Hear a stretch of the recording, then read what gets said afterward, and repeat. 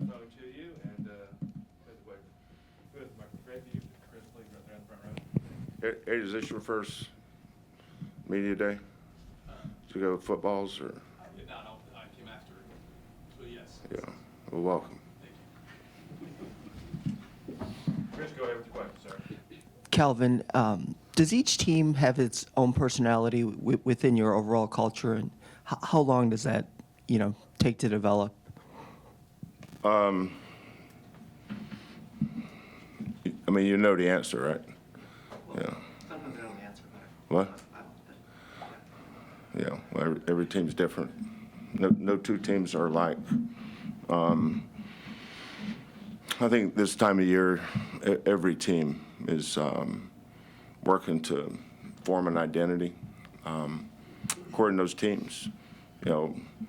Like I can put a team out there made up of all veterans, and they have a completely different identity if I put Mercy with them, or Chase with them, or even Milos with them, because it completely changes. Because those other guys have to adjust to the new player.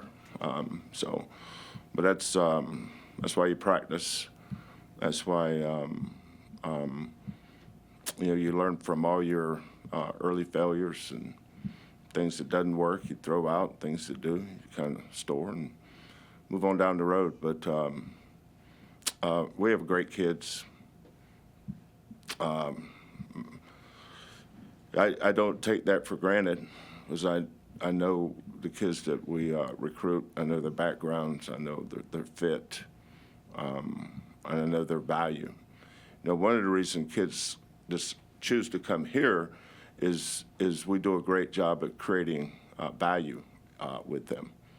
For instance, Quentin, I think, averaged 1.9 or 2 rebounds a game. His third year, he averaged almost 6. That's creating value.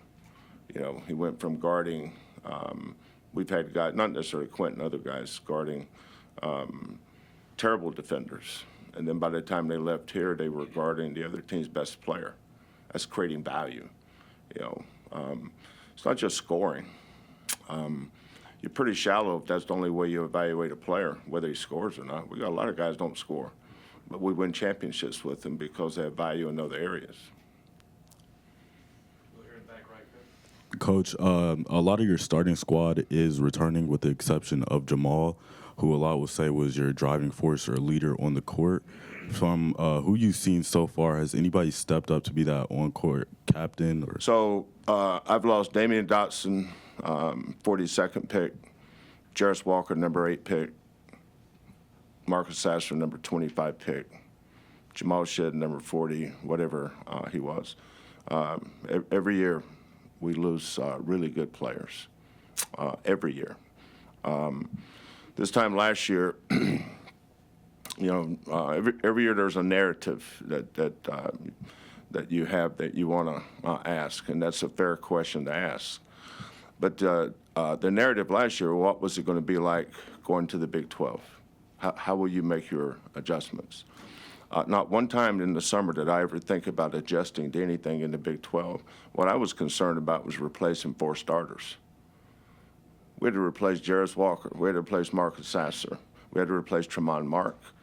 And we had to replace, getting the brain cramp on the 4th one, Reggie Chaney. So I never thought about the Big 12. I was trying to figure out who was going to replace those guys. So now fast forward to this, how will we replace Jamal? Next year it'll be something else. But I haven't thought about replacing Jamal. We don't replace players. We just try to make our team better. We never replaced Jarris. I didn't have a number 8 pick last year. We didn't replace Marcus. Those guys they did what they did to help us win. They all had a role. But Jamal, was Jamal. I was watching him play the other night. I don't even remember who it was against. This time of year, it's kind of what I do. I get on that NBA TV thing and flip over here and watch Jarris. He played 38 minutes last night. had a really good game. Then I flipped over and watched Quentin. He had 20 last night, had a really good game. Flipped over and watched Jamal the night before. He had 14, had a really good game. Watched Marcus. You know, we got a lot of guys in the NBA, and we'll continue to put guys in the NBA. But every year we're going to have to replace a really good player, just like we've done for the last 10 years. And our goal is never that, is to make our team better. We don't, I don't think I ever talked to LJ about, here's how you replace Marcus. I'm pretty sure I didn't talk to Emmanuel on how to replace Tremont. We just throw them out there and try to make our team better, and away we go. Joseph in the back. Kelvin, going from losing 4 to returning 4, does that accelerate or change things in terms of what you have to work on early on, since you have guys that are familiar with the system and what they want to Well, do? it was a game of 4-on-4, it would. Or is it because the point guard is such an important Well, it position? doesn't matter who the other guy is. It's a new guy. So you have to start from scratch, you know. But if this was a 4-on-4 league, we could start playing January basketball in September. But you can't. When Milos got here, he had no clue about what he was getting into. And I'm not talking about the culture things. I'm talking about just the X's and O's, our defense, our terminology. They have to learn all that. And I've had teams where we had 4 starters back. I'm not sure there's anything that can occur that I haven't seen. But those guys have to be patient. And a lot of what we do this time of year can be monotonous. It's monotonous for me. I know it's monotonous for them. But we're always adding. We're always subtracting. We're always piddling, tinkering. I like to tinker, change things up here and there and see what works. But there are certain things that don't change. But there are certain things that do. I think being able to adapt is probably why I'm still sitting here. I've been able to adapt over the years, and I'll continue to do that. Let Chris Gardner in the front. Coach, just what are your thoughts on the exhibition game, how it came about, and benefiting hurricane relief?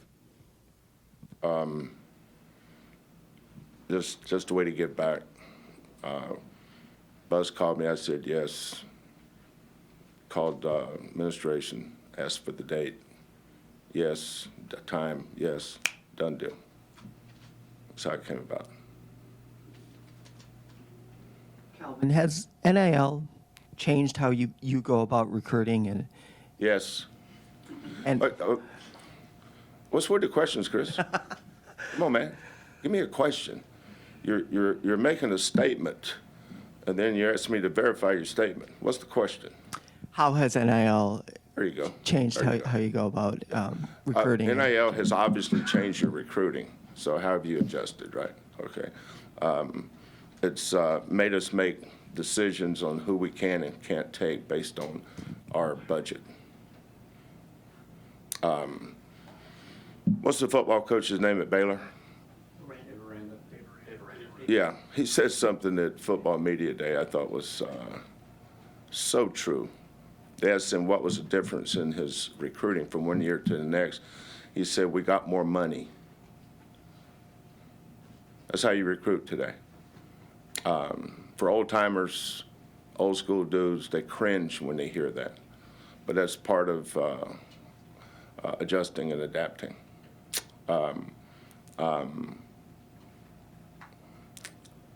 Sometimes you have to make a decision whether you can sign a kid based on how much money do you have left, and do you want to go and try to get more. But the thing we've always been good at over the years, at wherever we've been, is roster management. I know how to manage my roster, period. So we'll continue to do that. Hey, Coach, On off. what do you want to see from your team, like right now and through the Texas A&M game? Any specific aspects from the team in terms of improvement? Just growth. Just continue to grow. Just keep establishing your identity. from June until August, that was a phase or a cycle that we go through every year. And then once we get to Labor Day, things start ramping up. The Tuesday after Labor Day, things change. It gets tougher, it gets harder. Every day is a preparation day, mentally, physically. But at the same time, they still have academic responsibilities. They still have student-athlete responsibilities. You call them whatever you want, but they still go to school, and they still have responsibilities in those areas. And we have still kids we have some kids that will not play in the NBA.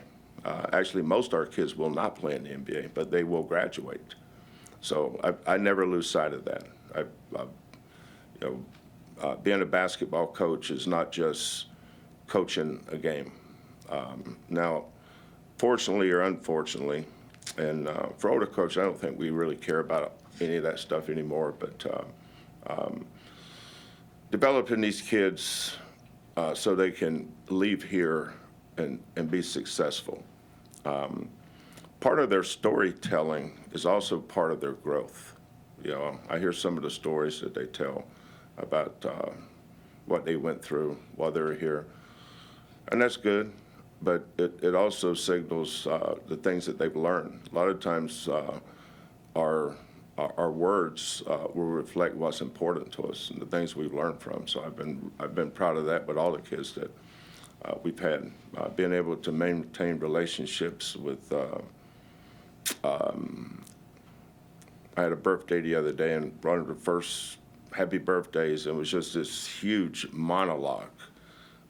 Was from Devontae Pollard. When you hear from those guys, I mean, Devontae Pollard is as important to me as any of the guys on this year's team.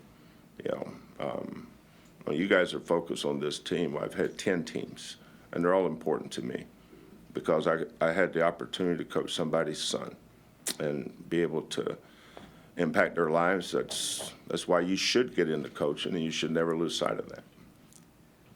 Got time for 2 more questions with Coach. We'll go to Will and then Dan in the back. You kind of touched on it there a little bit, but the way that NIL is set up, do you think is doing these kids a disservice long-term in becoming men in society and the way you want to evolve them as human beings? And how do you avoid that in your program, if it does? No, I think there's a lot of misinformation about that, Will. A lot of this financial motivation goes to their parents. Financial literacy has become as much a part of our program as academic advising, because that's our responsibility, is to educate and make sure they understand. Our kids have no idea what a W-2 form is, 1099s, state tax. They don't know whether we have or don't have state tax or federal tax or withholdings tax. You give a number, they think that's the number. They don't realize they live in the United States and they operate under a tax law. So we have to educate. We're always educating them. I don't have any opinions on the long-term ramifications because I don't allow that to infiltrate my program. Our program does not change. When I look at any one of our kids individually, I'm evaluating him on what I've always evaluated him on, nothing else. I don't even think of the other stuff. And that's how I manage it, is I don't change. And if I don't change, that means they're not changing either. Last question with Coach. We'll go to Dan on the back left. Coach, how important are relationships with coaches even outside of basketball, especially here in the area? I know that you and Dusty were close, and I believe that you and Joe got pretty close during his first season with the Stros. Yeah, I don't know all of them. M.A. and I spent time together with the San Antonio Spurs. He was actually a player when I was with the Spurs for about three months or so, ever how long that was, during the playoffs. So I got an up close. I remember MA, you could tell that he was a professional. He was going to do good. And I was just in Napa Valley with the Spurs for 3 days at doing a seminar with them, and Pop just thinks so highly of MA. Yeah, Joe, when we played at Central Florida this year, I think they were in spring training. Where's the Astros spring training city? West Palm Beach. That must not be very far from Orlando. He was supposed to come over to the game against Central. He'd been texting me, and he was coming to the game, and then something came up. He had to go to I think it was an emergency dinner. But yeah, we exchange ideas. You know, Joe cares. You know, he really cares about his team, his messaging, all that. Same thing with Rob Lanier at Rice. Rob was one of my best friends is Rick Barnes. Rick and I have known each other since we were 19, 20 years old. But Rob was Rick's assistant at Texas for a long time, and when I was at Oklahoma. And so I followed Rob, stayed in touch with him over the years. And so we have a lot of really good guys coaching different sports, and I pull for all of them, except when they play us. Coach, thank you very much for your time. Okay, guys.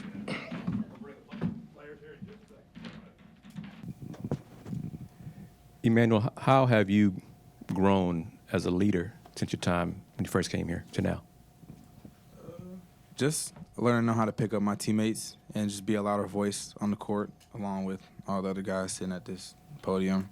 And also learning from Jamal. I tried to, learn a lot of things from him since my freshman year, just how to talk to people on the court and how to go about things just in that leadership role. And, just really using those things, especially more this year. With all of us, we all got to be louder as a group. So, yeah.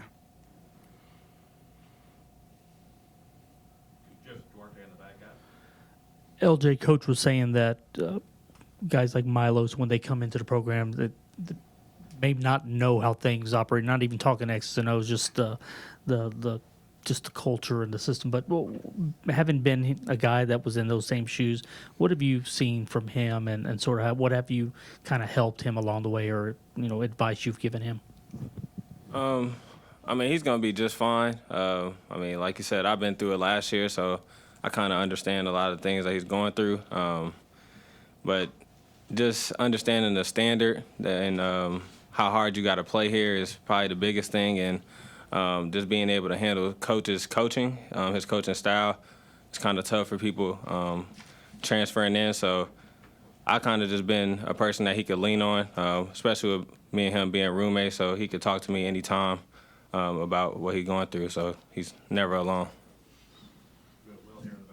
Kind of that same thing going on. Some of the young kids that come in here, do you ever just kind of take them aside and talk to them about coach and the way he coaches and how to take it and how to evolve in this program? I would say yes and no. Yes, being, I've been there for a while, so I've been on different teams, and I see how different teams, react to coaches coaching. But sometimes it's just something that you got to go through. I can tell you how certain things is going to be, but sometimes you just got to go through it to, understand the culture and what this program means to Coach Sampson. So for my first year here, I had a lot of guys to lean on. And as a leader on this team, sometimes I just got to lead by example and help them follow me. But it's just something that you got to go through. And once you go through it, you'll understand everything that Coach Sampson says is right. This can be for either four, but maybe start with JVA. The end of the season last year where you did the Run It Back campaign, and this program's been known to lose a lot of guys and have to replace them. You guys have 4 starters back. What kind of was did you guys talk internally and say, hey, look, guys like J1 and maybe LJ about wanting to come back and maybe finish what you've started? Yeah, we did talk about it a little bit, but we all knew, like you said, it was something that that we wanted to come back and do because obviously we want to finish this off the right way for our last year. So. And to add on to that too, we made it to the tournament every year, and we made it to the Final Four, Sweet 16, Elite Eight, and we just feel like it's one more banner that we need. So knowing that we had one more year to come back, why not use it and try to do something special that no one has ever done. So and these are great guys too. They get better every day, and this is my last year, and I wanted to go out with a bang with my guys. And, I heard a lot about the transfer portal or what you're going to do after this year. And I already had in my mind made up that I was going to come back for my last one and do it with my guys. We'll go here in the front row, far left. Right here. Team question. How would you characterize the team's dynamic this season?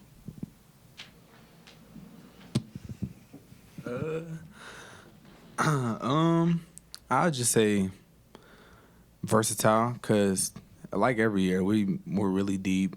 We got a lot of guys coming off the bench that can come in and make a difference. It's really a threat at every position. We just got a lot of depth this year with, Malik, Mercy, JoJo, Terence. We just got Ramon. We got a lot of guys that can come in and make a difference, and that's what makes us such a great team. And just how unselfish we are and how much we love playing with each other, too. That just ties it all in together. Juwan, being the older statesman that you are, you've seen Emmanuel since he was a wide-eyed freshman coming in. What's it been like seeing the guy that we see like right now? And as he came in as a freshman, he was always kind of a guy who could score the ball. How have you seen his game grow in that aspect today? I think that started us with, confidence and having trust in himself and just leaning on the work that he's put in, every day, every night. And we see it every day. So him adding more stuff to his game, it is kind of nothing new to us because we just see all the work that he's put in, and that just, helps us moving forward. So people don't look at him as just a shooter. Look at him as a great perimeter defender that can handle the ball well, rebounder. So just him adding a lot of stuff to his game, really boosts his confidence in himself, and it gives us confidence and Coach Sam confidence. We'll go back to Joseph Duarte. JV and J1, when you look at the front court and the numbers and the talent that you have there, is this probably as deep as since you've been here, J1, or can you do you look at the potential there and kind of makes you smile of what you guys may be capable of? Yeah, most definitely. And, I can always go back to the previous teams that I've been on. And I feel like, once we're healthy, we're hard to beat and hard to go against. Jay is, I want to say, 6'8" with a 7'5" wingspan. And JoJo is 6'7" with a 7'4" wingspan. I'm 6'7" with a 7'1" wingspan. So just having the length and be able to, move our feet, guard, quicker guards, rebound, block shots, it kind of separates us from a lot of people that's probably, 7 foot or 7'1". So just being able to move 6'7", 6'8", it can take us a long way.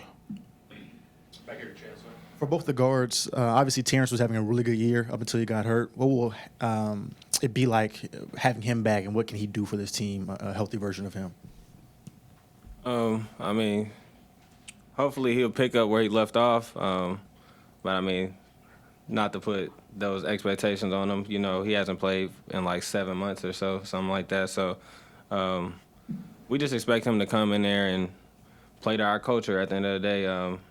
He's tough. He gets in there and gets a lot of offensive rebounds. He can make open shots. So we just want him to do what he can do at the best of his abilities. Yeah, pretty much more the same thing. He was playing his best basketball before he got hurt, and that was just, a sneak peek of the type of player that he is and how he's going to come back and be that same way. He's a spark for us with his rebounding, his open shot-making ability, and he's just a great guy. He's got a lot of length on the defensive end, and, he's great value on this team. Chris Carter in the middle. Jay, are there aspects of your game you worked on this summer to get better? Really just my offensive side, just to show because it's stuff I've been working on, just haven't really showcased it a lot. But this year, should see a lot more. For both Emmanuel and LJ, how do you guys feel about the outside shooting of this team from three and some of the other guys besides you two? I mean, I feel pretty confident. JoJo has worked on this game a lot. His three balls looking pretty well. Milos is a pretty good shooter. I mean, his numbers didn't really reflect that last year, but I remember playing against him his first year, and I thought he was a pretty good shooter, and I see him putting in a lot of reps. And the other guards, too, Chase, Mercy could shoot the ball. Malik's shot is still improving, so I feel like from the outside we should be pretty good. Got time for one more question. We got Chris Baldwin, and then we'll have players next door. Emmanuel and LJ, the depth on this team, how do you make sure, as the older guys, that you bring these young guys along and make them feel like a part of it and know that you're going to need them?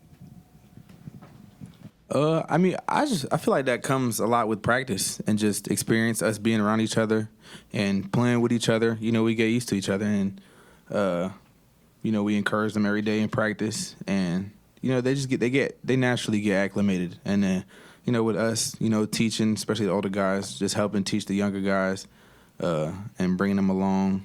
You know, it comes naturally, and you know, that's what October is for. You know, we practice a lot, and they're long and hard. But you know, we need that as a team, and you know, it helps everybody a lot. Well, guys, thank you very much for your time. We do appreciate it. You'll go over.